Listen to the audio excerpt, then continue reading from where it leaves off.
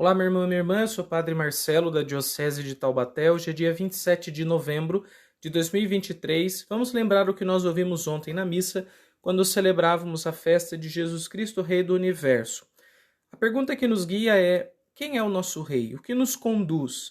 Quais são as direções que a nossa vida segue? Quem está ditando essas direções? Celebrar o Cristo Rei significa pensar o que nos guia, o que nos orienta. Vamos ver se Jesus realmente é a nossa orientação. Bora refletir.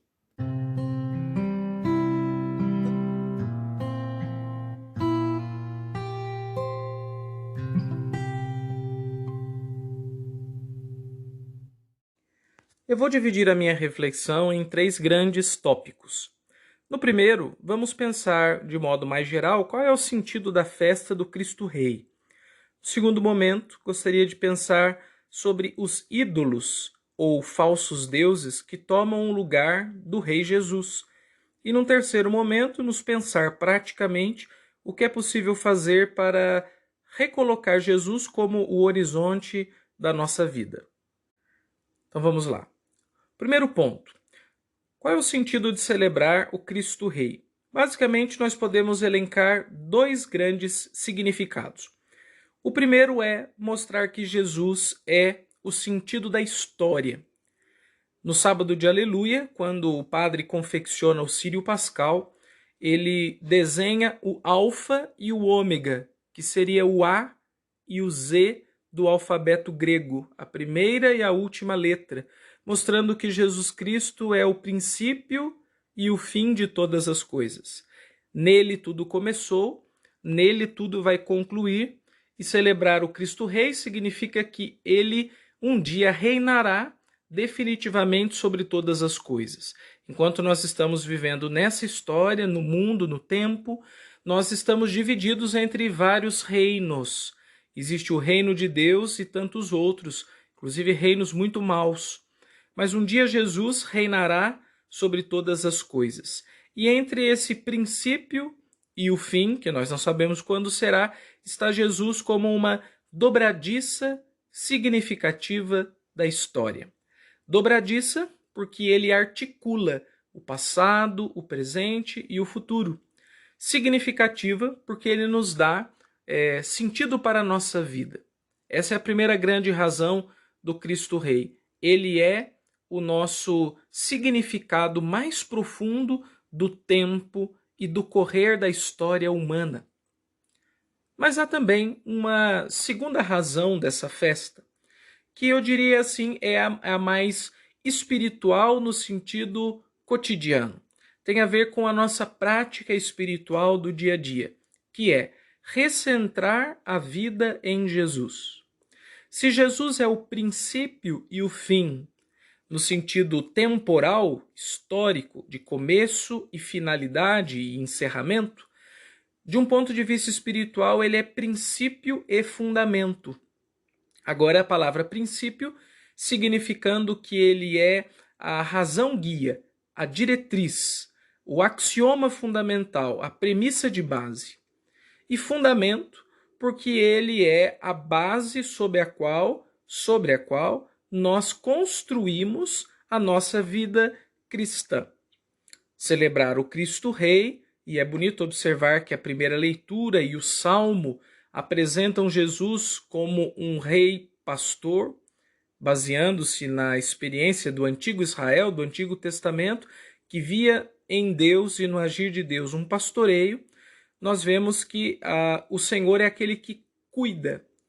E recentrar a vida em Jesus significa recentrar a vida naquele Deus que é cuidador. E vale a pena investir a vida, apostar a vida num Deus que cuida de nós e nos convida também a uma mística do cuidado. Os dois sentidos da festa do Cristo Rei é, primeiro, Jesus é o sentido da história, e segundo, se ele é o sentido da história, eu preciso fazer dele o centro da minha vida. Mas existe um problema, ou um problema grave, eu diria inclusive, para a espiritualidade cristã, que é o fato de que nem sempre nós fazemos de Jesus o nosso rei. nós temos outros reis, outros reinos, aos quais nós também servimos. Vamos chamar esses reis que nos tiram de Jesus de ídolos. Exatamente isso é o que significa a idolatria. Idolatria significa colocar alguma coisa que não é Deus no lugar de Deus. É fazer algo ser Deus, ter o seu papel, sua importância, a sua grandeza. E o problema dos ídolos é que eles são desordenadores. Se trata de fazer de Jesus o nosso centro, os ídolos descentram Jesus. Eles tiram Jesus do lugar que ele quer ocupar na nossa vida e os ídolos começam a bagunçar toda a nossa experiência do viver. Eu vou dar 2 exemplos de ídolos que atrapalham a nossa vida, não só cristã, para quem professa fé em Jesus, mas de modo geral que atrapalham a vida humana. São eles, o primeiro, o dinheiro, e o segundo, o self, ou o si mesmo absoluto. Então vamos comentar brevemente sobre esses 2 ídolos. Primeiro, o dinheiro. Quando a gente fala de dinheiro, nós estamos dizendo aqui que o dinheiro em si mesmo seja todo o problema da realidade. Na verdade, nossa sociedade se organiza socioeconomicamente através dessa ideia da moeda, que é um papel ou um metal que faz referência a um valor numérico, que é o que a gente chama de dinheiro, que tem uma equivalência de substituição, ou seja, tantos reais vale, por exemplo, tanto de frutas, ou tantos dólares valem tanto em livros, e assim vai. O dinheiro em si mesmo parece não ser um problema, como funcionamento social. O dinheiro, inclusive, ele é solução em muitos casos, porque ter dinheiro é ter condições, recursos, meio para poder fazer muitas coisas boas. Imagine, por exemplo, uma escola com dinheiro. Se bem administrada, ela pode fazer muito bem para os seus alunos. Imagine uma igreja com dinheiro.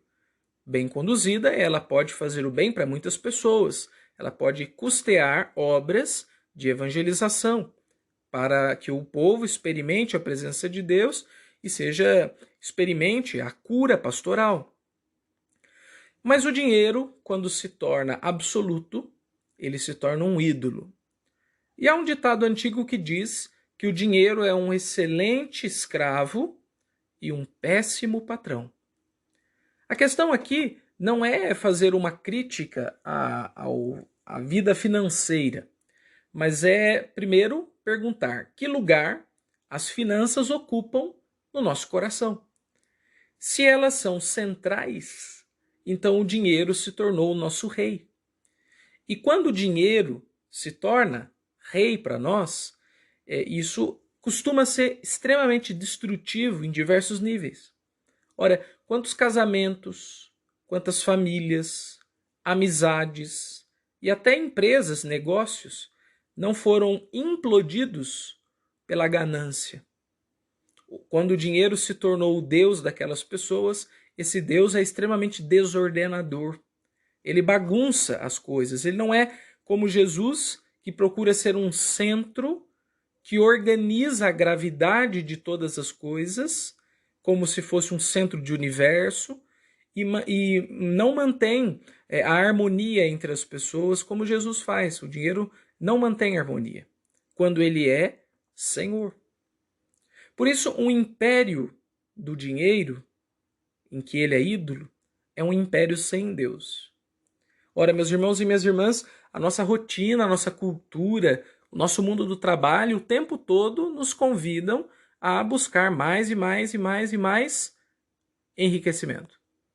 Não é um problema a gente querer viver uma boa vida. Não é um problema querer experimentar coisas boas, e para isso é preciso ter recursos. Agora, 2 questões se põem. Primeiro, se o dinheiro virar centro, ele vai começar a fazer mal, em algum nível, em alguma instância, se não em todas. E a segunda coisa, para uma vida espiritual plena, a gente deve ir buscando descobrir cada vez mais outros valores que não sejam só os valores econômicos. Vou dar dois exemplos assim, os relacionamentos. Os relacionamentos, o amor, são um valor que inclusive às vezes pede de nós uma redução do nosso amor financeiro ou das nossas preocupações financeiras. A gente acaba gastando mais por amor ou não ganhando mais para garantir a sustentação de uma relação. Porque o amor é um valor. Eu não estou falando aqui de dependência emocional, de segurar o parceiro ou a parceira para que ele não evolua na sua vida profissional. Eu estou falando aqui de escolhas mesmo. Às vezes a gente escolhe o amor, a família, os amigos, a fé, porque isso faz mais sentido para nós. Porque o amor também é valor, é um exemplo. Um segundo exemplo é o valor ético, que seria a responsabilidade. É quando eu renuncio, por exemplo, a uma coisa que eu poderia ganhar um certo benefício, porque eu não acho justo prejudicar alguém com esse benefício. Então, para mim, é um valor não prejudicar pessoas. E por conta desse valor, eu recuso um valor financeiro. Então, é muito importante perceber isso. Olha, quando o dinheiro é Deus, ele é valor absoluto. Quando o dinheiro é escravo, ele é valor relativo. E daí a gente vai descobrindo, ou vai valorizando para nós mesmos, outros tipos de valores, como por exemplo esse, o amor e também a ética. Existem tantos outros, né? Cuidado com o dinheiro. Não deixe ele ser o seu Deus. E quando eu falo cuidado, é sobretudo para a gente prestar muito atenção, para a gente não seguir só na onda, se Maria vai com as outras. Porque a nossa cultura é cultura de dinheiro. E o tempo todo a gente é solicitado a uma vida de ostentação, de luxo, de muito gasto e às vezes com custos humanos muito altos, fazendo mal para os outros. O dinheiro é um péssimo Deus. O segundo exemplo de ídolo ou de rei que quer tomar conta da nossa vida é o self. E quando eu falo self, estou falando de quando o eu se torna absoluto e os outros se tornam descartáveis. Há um pequeno livro de uma escritora polonesa, o livro se chama Um Senhor Notável. Essa escritora ganhou o prêmio Nobel, inclusive de literatura, por uma outra obra. É um texto muito interessante que conta a história de um senhor, chamado Senhor Antônio, que ele era um homem assim que as pessoas gostavam de vê-lo, porque ele tinha um rosto muito agradável. Era um senhor bonito, mas não era só beleza no sentido de novela ou de Instagram, mas era uma beleza de ser uma pessoa que se diferenciava das outras. Por isso era um senhor notável. E todos adoravam vê-lo. Um dia, ele consegue um celular e começa a aprender a tirar selfies, as fotos. E ele vai notando que quanto mais selfies ele tira, mais descaracterizado de si ele se torna. Ele vai se apagando. Na medida em que ele vai cultuando demais o seu próprio rosto, ele vai perdendo o seu próprio rosto. A história é literária, é interessante observar que ele não tem uma razão religiosa no texto, mas é possível fazer uma interpretação de fé aqui muito interessante. Quando nós nos devotamos exclusivamente a nós mesmos e perdemos de vista os outros, quando nós cultuamos o próprio eu como sendo o nosso Deus, nós vamos nos tornando extremamente pobres de humanidade e de espiritualidade. Ora, a nossa fé nos ensina que nós somos imagem e semelhança de Deus. E ora, também nós vamos nos tornando mais parecidos com Deus na medida em que a gente vai se devotando a Deus e ao que Deus nos pede. E a grande obra que Deus nos pede é amai-vos como eu vos amei.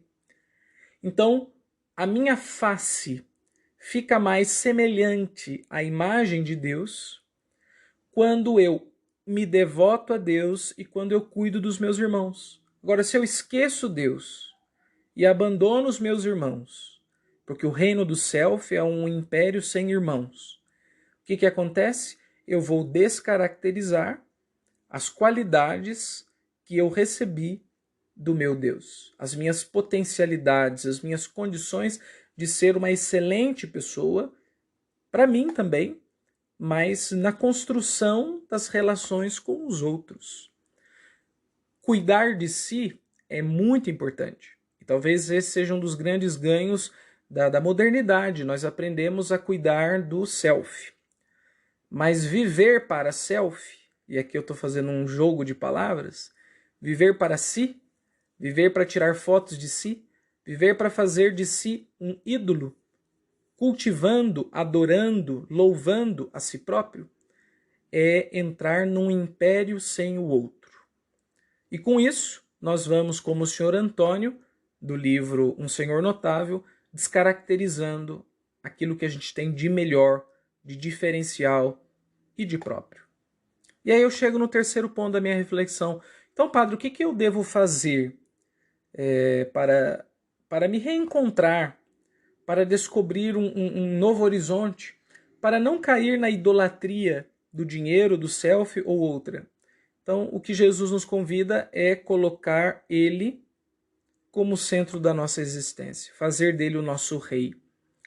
Um filósofo alemão chamado Walter Benjamin percebeu uma coisa muito, muito curiosa no funcionamento das sociedades.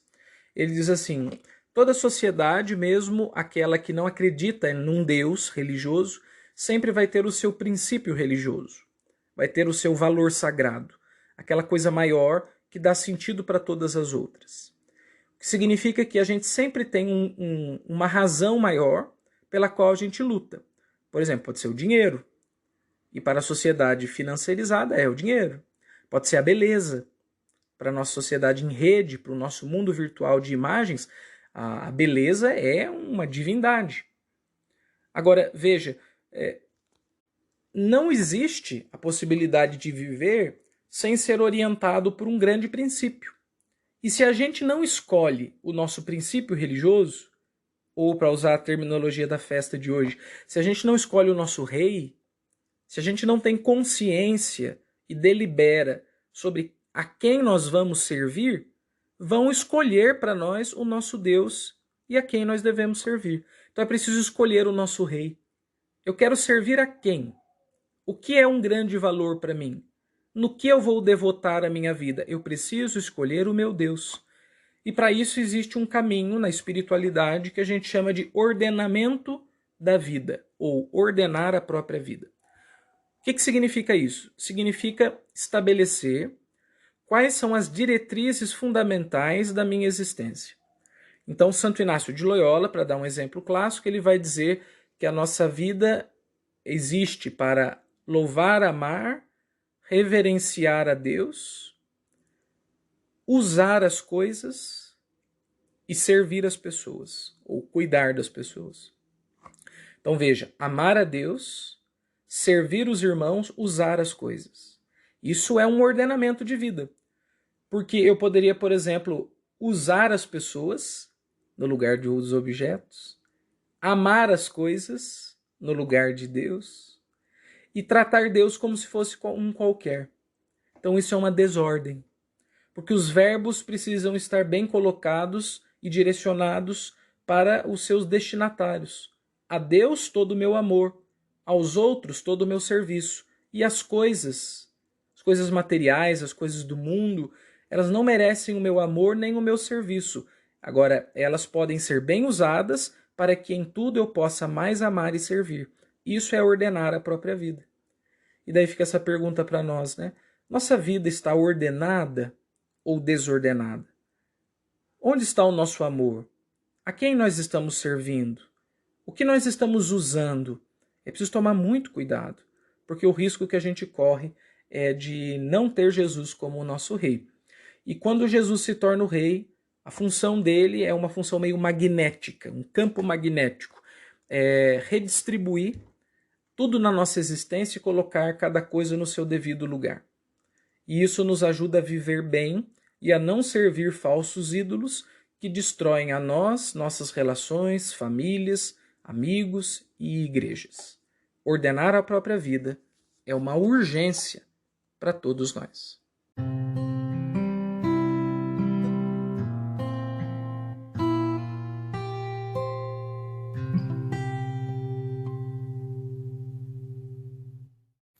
Nós estamos começando mais uma semana e eu gostaria de te provocar que você refletisse sobre isso. O que você acha que está conduzindo a sua existência? Onde está o seu coração? Jesus falou, né? Onde está o teu tesouro, aí está o teu coração.